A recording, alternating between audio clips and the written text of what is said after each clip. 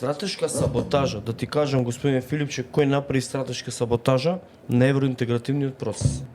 Ако СДСМ сакаше да го истера евроинтегративниот процес, као што треба, ако сакаше ЗАЕФ да го истера евроинтегративниот процес кој што треба, и веќе да бидеме членка на Европската унија, без да има само вака декларативна намера да станеме членка на Европска унија, немаше да го углави со условот Бугари уст. Ако некаде е направена саботажата, е направена таму, бидејќи на ЗАЕФ не му одговара Европска унија.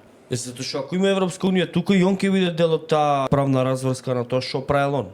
И на него не му одговара. И на неговиот најдобар другар Кочо Ангјушев не му одговара. Така да вметнувањето на тоа кукавичко јајце или така како што ја нарекува Венко Филипче стратешка саботажа е направена тогаш кога е прифатено услов да биде ставање на бугарите во устав, при тоа знаејќи дека ВМРО-ДПМН нема да го прифати тоа, а ти знаеш дека немаш доволно гласови собрани да ги направиш уставните измени. И уште тогаш е направена стратешката саботажа за да не може тоа или да биде што потешко да се исполни тој услов.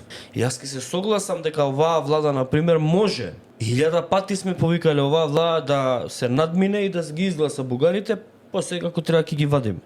Или после како на пример ако сме членка на Европска унија со право на вето, не знам, средства, фондови, одлуки од нивна корист, вето ќе им ставаме на бугарите додека не донесат закон со кој што македонците во Пиринска Македонија ќе бидат, не знам, со сите права кои што им следуваат и обврски нормално. Јас сум поише за таа варијанта. Ама никако не сум за варијанта да земеме да пишеме писма со кои што на секој начин ти не помагаш кон евроинтеграција. Ти одмагаш. Оваа влада е таа која што треба да ги отпочне преговорите со Европската унија, не ги отпочнува, не сака да ги отпочне, немаат намера, не им одговара, меѓутоа ако му одговараше на ЗАЕФ имаше и други начини за да станеме членка на ЕУ.